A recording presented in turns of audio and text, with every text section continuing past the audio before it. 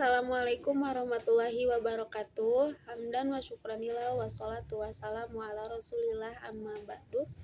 Yang terhormat Bapak Haji Abdul Mun'im Amali MPD selaku dosen pengampu mata kuliah Desain Parenting. Teman-teman PIAUD semester 5 yang saya banggakan. Perkenalkan, kami dari kelompok 3 mata kuliah Desain Parenting yang akan menjelaskan tentang pola asuh generasi alpha. Sebelum ke materi, saya akan membahas sedikit tentang apa itu generasi alpha. Generasi alpha adalah generasi yang lahir pada dunia digital. Generasi yang sudah sangat akrab dengan teknologi digital. Walaupun begitu, generasi alpha ini tidak kecanduan dengan teknologi. Tidak seperti orang tua mereka atau disebut dengan generasi milenial yang sangat ketergantungan dengan teknologi digital. Nah, generasi alpha kini sangat dikenal paling berpengaruh dalam kehidupan manusia. Mengapa begitu? Karena ukuran umur mereka yang masih sangat dini, tetapi dapat mempengaruhi putaran ekonomi di dunia.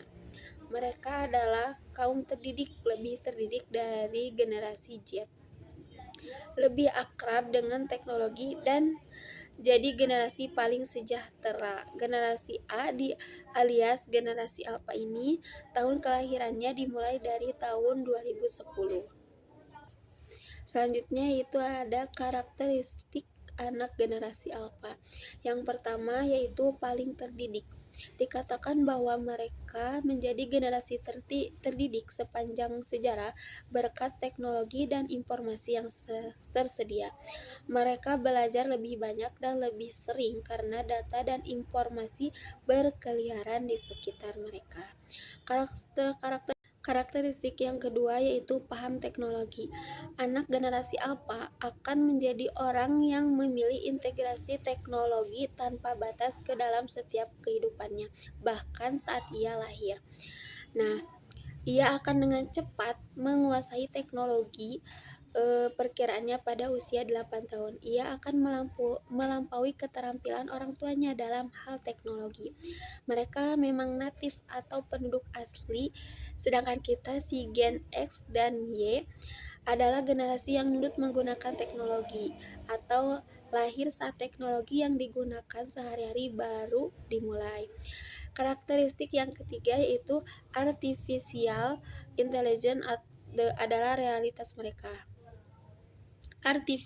Artificial intelligence atau kecerdasan buatan menjadi bagian alami dari kehidupan mereka, menjadi bagian solid dari realitas mereka sehari-hari. Mereka terbiasa melihat dunia dengan banyaknya informasi yang disajikan. Namun hal ini tidak membuat anak menjadi penyalur segala berita. Karakteristik yang keempat yaitu pembelajaran sangat personal. Nah, generasi alpha terbiasa memiliki akses langsung ke informasi yang dibutuhkan. Salah satunya dari informasi YouTube yang ditonton orang terdekatnya. Nah, ini satu contohnya saja. Nah, metode pembelajaran lama menjadi hal yang kuno baginya. Nah, bagi generasi alpha, metode pembelajaran lama menjadi hal kuno. Nah, bagaimana cara menyelaraskan kurikulum si Gen alpha ini dengan kondisinya yang sudah berbeda?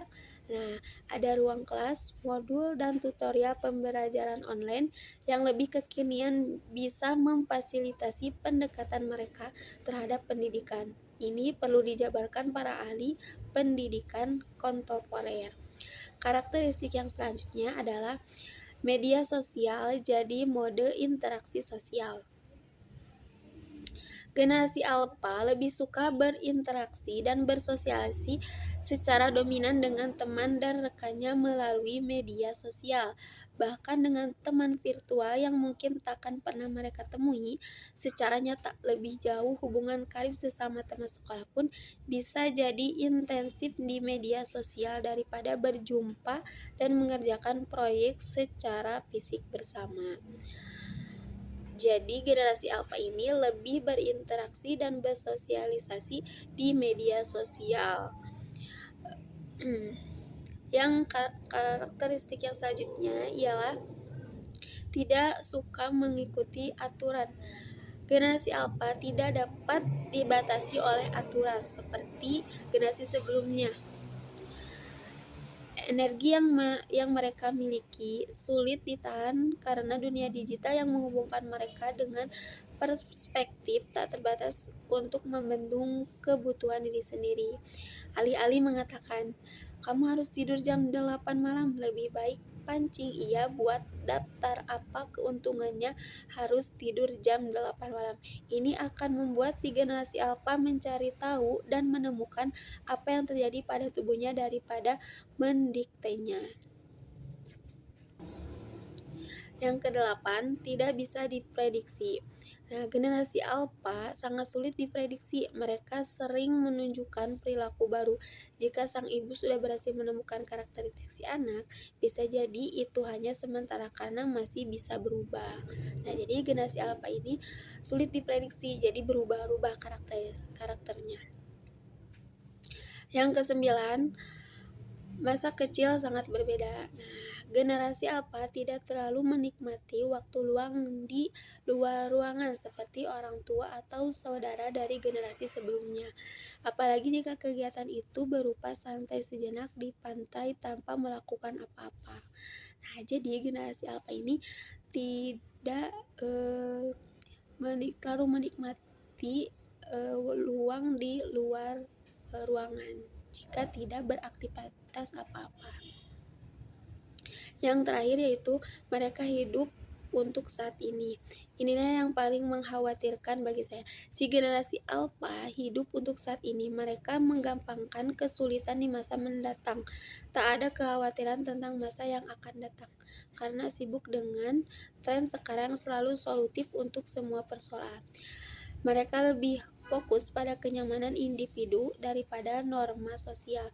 Tak heran jika mereka menjadi generasi multikultural yang paling suka pamer pada capaian saat ini. Jadi generasi alfa ini memikirkan saat ini tanpa memikirkan masa depan.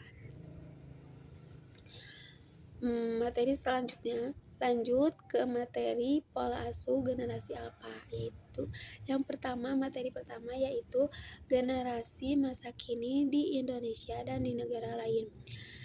Riset Deloitte mengungkapkan bahwa milenial terutama di negara berkembang termasuk Indonesia memiliki opini positif yang besar terhadap generasi Z. Generasi Z dianggap melek teknologi dan punya kemampuan berkreativitas yang baik.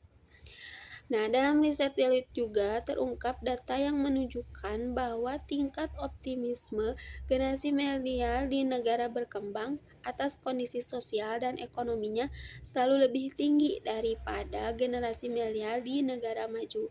Nah, jadi generasi milenial di negara berkembang lebih tinggi dalam kondisi sosial dan ekonominya daripada generasi milenial di negara maju. Materi yang kedua akan dibahas oleh teman saya.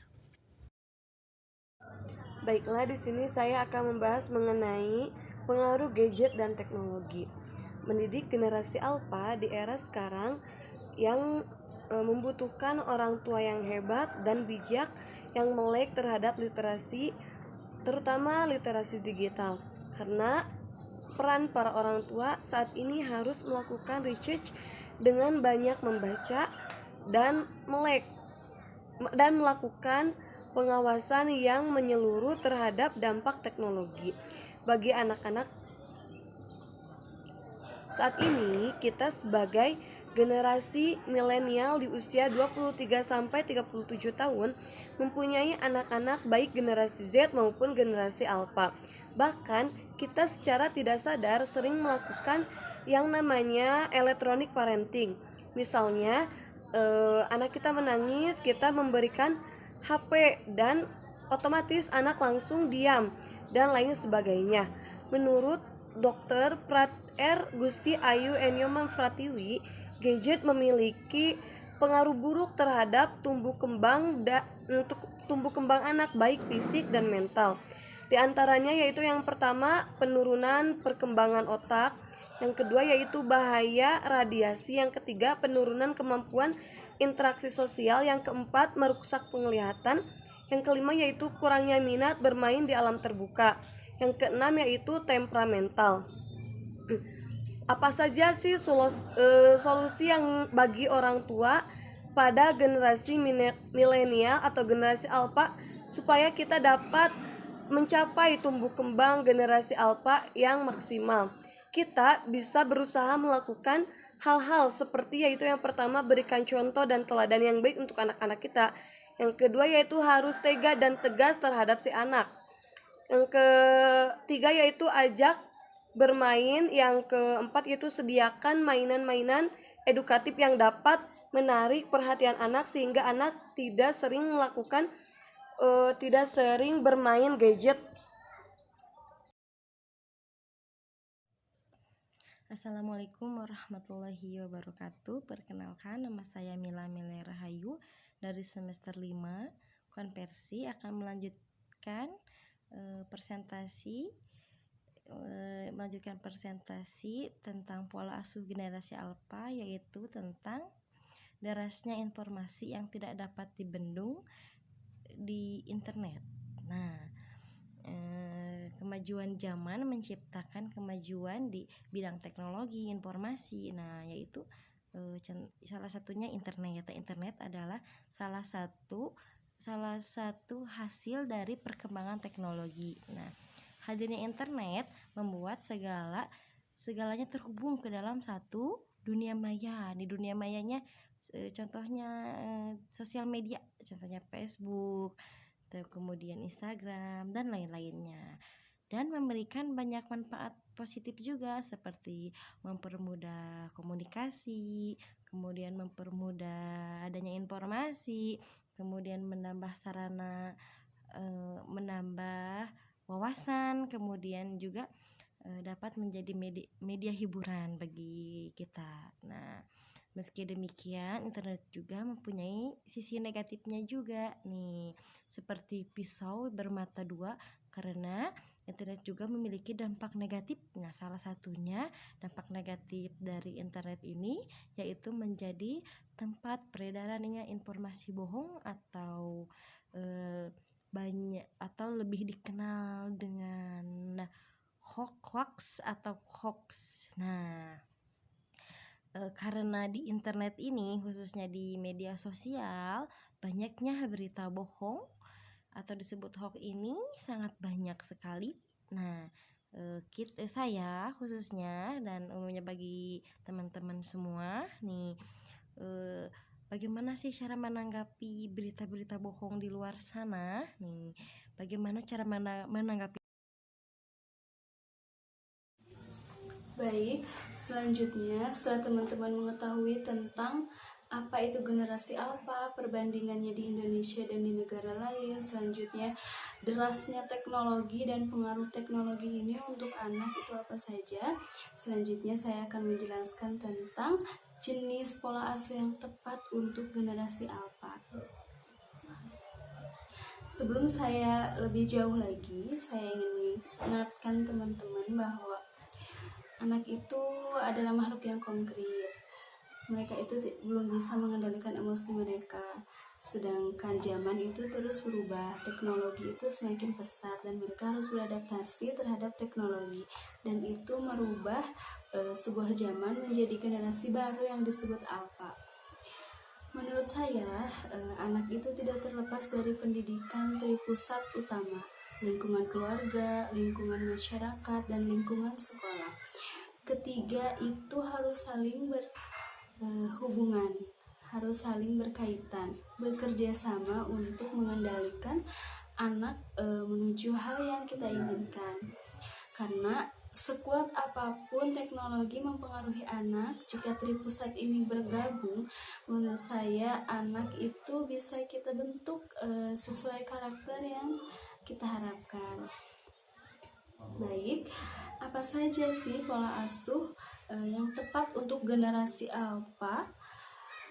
Yang pertama, ajarkan anak untuk menyaring informasi. Tidak bisa kita pungkiri ya bahwa anak itu menerima informasi dari media sosial contohnya. Lalu siapa yang berperan penting dalam pendidikan anak? Orang tua lah yang menjadi informasi primer.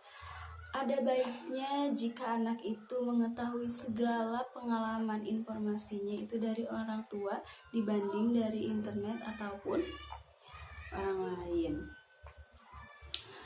Menyaring informasi atau konten-konten negatif, orang tua harus berperan aktif untuk menyaring konten-konten yang memang tidak sesuai dengan ukuran usia mereka.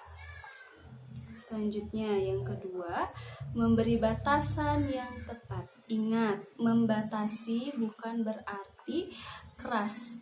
Kita harus tegas terhadap apa yang statement yang sudah kita keluarkan untuk anak.